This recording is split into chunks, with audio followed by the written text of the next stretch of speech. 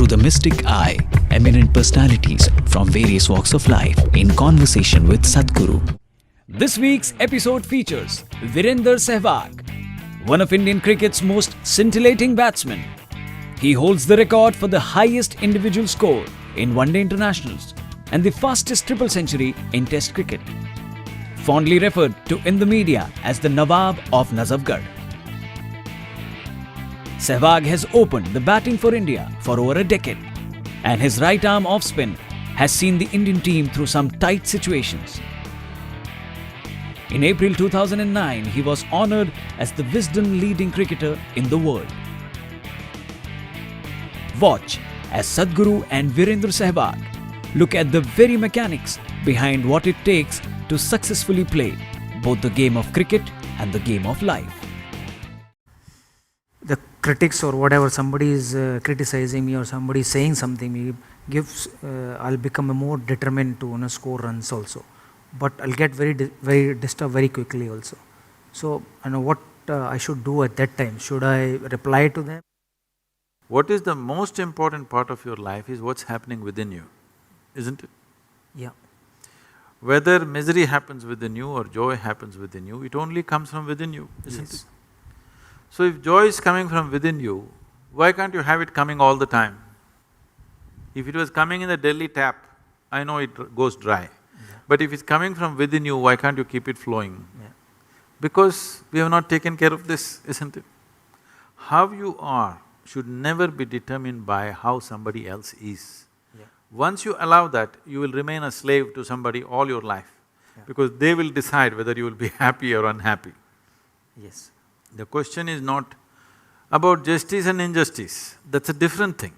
But still, whether there is justice or injustice, the most unjust thing that you can do for yourself and everybody around you, especially other people who have such a big expectation of you, is that you make yourself unhappy.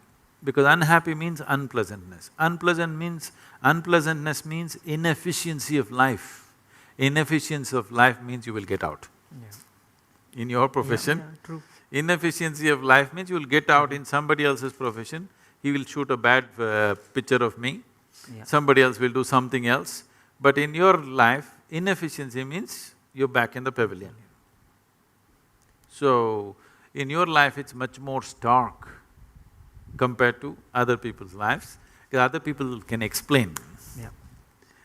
Other people can explain their inefficiency. You cannot explain your inefficiency, we see it and that's all.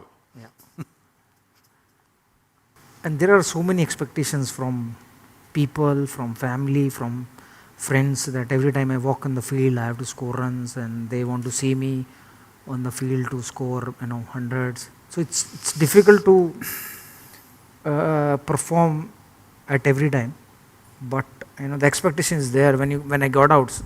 So my son says, Papa, why are you getting out every time? Why not you scoring 100 every time? So, I can understand he's conscious, he's a child, he doesn't know anything, but still he's expecting from his father that whenever he goes to the field he can score runs, at least 50 or 100. So that expectation is so much… You have more hundreds than fifties. Yes. You're one of the few who has more hundreds than fifties. Yes. When I got 21 centuries, I got 20 50s and 21 centuries. And then later on I score more 50s than the hundreds. See, once you enter the field, once you go there and stand, you should not be anybody's husband, anybody's father, anybody's son, not even an Indian. You must just be a batsman. You got a bat and the ball coming, your business is just to hit the ball as it deserves. If you stand there as an Indian, 1 billion people will stand on your head. It's too much heavy weight to carry. If you stand there as a father, your children will sit on your shoulders. Very difficult to play the game with 2 children sitting on your shoulders. You must leave all of them outside. When you go there, you're just a batsman, and that's all your job is.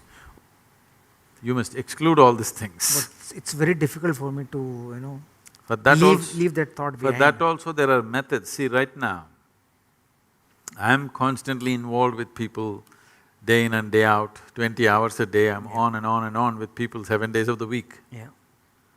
But if I close my eyes, the world stops for me, finished it is. The world doesn't even exist for me if I close my eyes. You must bring at least a little bit of this essence into your life, that there is… See, you were born alone? No. Or were you born with 1 billion people? Yeah, born alone. Alone. Yeah. When you die, you'll die alone. Yeah. Right now, within this body, you live alone. Yeah. You may do many other things. Yeah. All these other things come in between and go in between, okay? Yeah. One way or the other. This being, this piece of life is a complete piece of life as Creator has made. This doesn't become complete by making additions to it. It's incomplete human beings who invented those things. This is a complete piece of life. So, bringing this into your life, there are methods to do this. Yeah. That every day if you simply close your eyes and sit for a few minutes, you must be able to shut off everything. Yeah.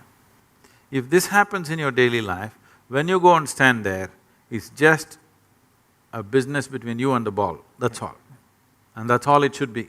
Yeah. This business does not involve your family, does not involve India, does not involve anything. It Yeah. just involves the laws of physics, the ball, the bat and you, that's all. Really appreciate. I want to ask a question that when I'm playing, there is a couple of negative thoughts comes in my mind that, when the bowler is running and he's ready to deliver the ball, suddenly the thought comes, hit the ball. And if that thought comes, it's difficult to control that thought at that time because I'm about to play that ball. So how I'll control that thought? What should I tell or what should I do to control that thought? Hit the ball is not a bad thought. Yeah, it's not bad thought, but still, I can't hit every And, ball. No, that is true, but looking at your track record, you hit the ball pretty well. So that thought is a good thought, not a bad thought. Yeah. But it should not become a compulsive thought. And above all, so this is something that all of us have to understand, whether it's you're playing cricket or you're running a business or whatever you may be doing. There is something called as reality. Yes. There is something called as impressions of reality that we carry within ourselves. Yes. Suppose you never played cricket in your life, for the first time, you stand there. Yes. If a ball comes at you, you would naturally like to look at it, how it comes and then hit it. Only because you played cricket for a certain number of years, Yes. now you have this thought, because there is a score to fulfill and there are expectations, this time India has to win and so many things, expectations of 1 billion people, Yeah. all that stuff. But actually, you don't play a game. I would call everything a game in life. Yes. Whether you're on a playing field or you're in any other field, it is a kind of a game. You don't play any game well, you don't win a game because you want to win. Yeah. You don't hit a ball because you want to hit. Yeah. It is only because you do something right, it all works. So if you want to do something right, if you want to do anything right, first thing is we're able to grasp the situation for what it is. You're expecting the ball at 160 kilometers per hour. Suppose he lets it out at 60 kilometers per hour. It's the easiest things to hit probably, but you may miss it simply because you're expecting it to happen in a certain way. This expectation is coming because your memory is projecting into reality and making an unreal reality. So if there is an intelligent bowler, he reads this and he will make those things, and it is not always the fastest bowler or the one who spins most who gets the wickets, it's one who reads the batsman's expectations and just does the reverse of that, who manages to fox the batsman. So it doesn't matter which aspect of life, whether sport or otherwise, the important thing is we are able to grasp what is there and do the appropriate action. Yeah. In a sport, it becomes very, kind of focused because so many people watching, and we know if you don't hit the ball right, all of us know it. Somebody is driving, if he, instead of missing the pothole, if he hits the pothole, maybe not everybody notices. Somebody is doing business, instead of doing the right thing, if he goes little off, maybe not too many people notice it. But in sport, if you don't hit the ball, if you don't take the ball in the center of the bat, all of us notice it. Yes. Not just you, Yes. not just the bowler. Every one of us know that you didn't hit it right. So because of that, all this is building up. I was just talking to somebody and they are just then… somebody was telling me, we got to beat Pakistan this time. I said, don't try to beat Pakistan, just hit the ball. Yes. If you want to beat Pakistan, they'll wage a war, okay? You don't try to beat Pakistan, all you have to do is hit the ball. If you try to beat Pakistan, Pakistan is not in the ball, it'll be somewhere there. Yes. In trying to beat that, all that'll happen is you'll go and sit in the pavilion. That's all that'll happen. Yes. In human mind, there is perception, there is memory, there is imagination. People are not able to keep these things separate.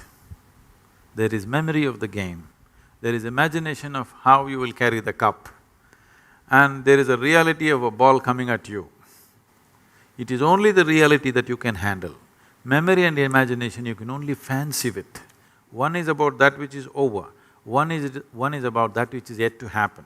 The reality is the ball is coming and you have a bat in your hand, you have to hit it the way the ball deserves it, not the way India deserves it, not the way Pakistan deserves it, not the way somebody else deserves it.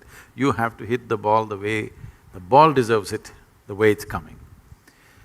So to keep this clarity of mind, there are methods with which you can hold your mind in such a way that this moment if I sit here, the memory of who I am, my parentage, my upbringing, my growing up, my things or things that I know, if all these things come right now in my mind, I will not perceive what is here. Memory will play. Yes. Memory is not a reality. Yes. Because it is about something that is over, which does not exist. That which does not exist, if it impedes into that which exists, you will miss that which exists. This is so in everybody's life, but in a sports person's life, the effect of that is immediate. In other people's lives, it'll pay out and they will see it after some time that it doesn't work. Yes. But with your life, it's right there. You're either at the crease or you're sitting up there and clapping for somebody. Yes. It's very clear. So because of that, it stands out, but this is true for everybody's life. So see, when you're given such a sophisticated mechanism called mind, human mind is not a simple thing, it's a magnificent mechanism. Yeah. Even if you buy a phone, a simple phone, which they're calling it smart, it's not as smart as you, okay? Yes. But even if you buy a phone, you have to read a manual which runs into 20 pages of how to use it. Yes. They're not telling you how it works, they're only telling you how to use it will take a certain amount of study. If you want to know how it works, it will take much more amount of study. Did you ever read the user manual for your brain? No. That's the whole thing. We are not looking at how this works, simply we are trying to use it. By nature or by accident, people may get to use it, but not consciously. But there is a method or There is a method. A technique to This is a very established method. Okay. My next question is that only how I'll control that thought? Don't try to control it, you need to liberate yourself from this. Okay. See, I'm not talking about controlling your mind. Yeah. I'm talking about liberating it Yeah. from all kinds of additions that it has added on. Yeah. If you control your body, if you control your mind, what it means is, control means to hold it within certain limits. But you become who you are in the world only because you cross the limits. Only because you cross the limits that other people never cross, you become whoever you are in the world. So the method should be not of control, but of liberation. Over a period of time, you gather a body and a certain level of mind. These two, if we know how to use it to our advantage, it'll work one way. But a whole lot of humanity uses their body and their mind to their disadvantage. Their body and mind are the biggest problems that they have in their life. To make this body and mind in such a way that you don't have to control them. What would you like to control? You would like to control something that's gone berserk. You would like to control something which is destructive. Why would you like to control something that is creative, something that is competent, something that is capable? Why would you like to control that? Would you like to control your intelligence? Because if there is a certain level of ignorance, you want to control it.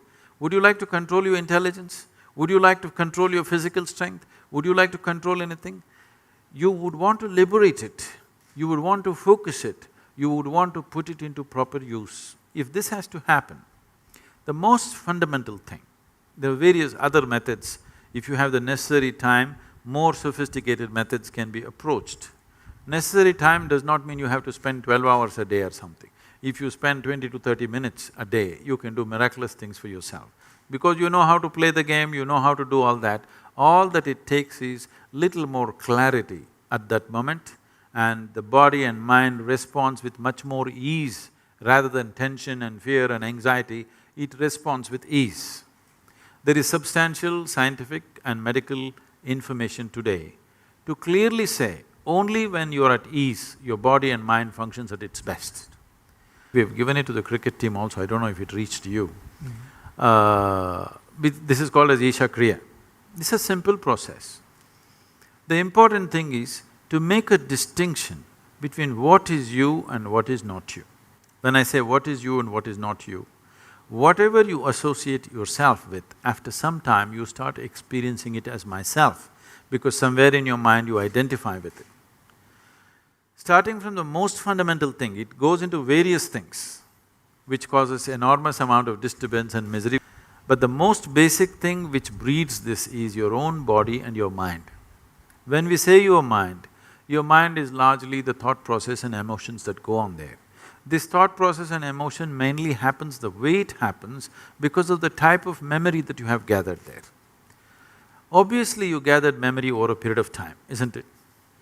The body, the physical body, from the time when you were born and how you are today, you gathered this over a period of time. Anything that you can gather can be yours, but can never ever be you, isn't it? So to create a distinction between what is you and what is not you, if this distinction arises, which is what Isha Kriya does, if you bring this distinction into your life, you will see suddenly your ability to use your body and your mind is phenomenally enhanced, many fold. The same body and same mind, simply because you're not tangled up with it, you can use it so much better, simply because there is a little bit of space between you and your body and you and your mind. This is guaranteed from me. Okay, thank you.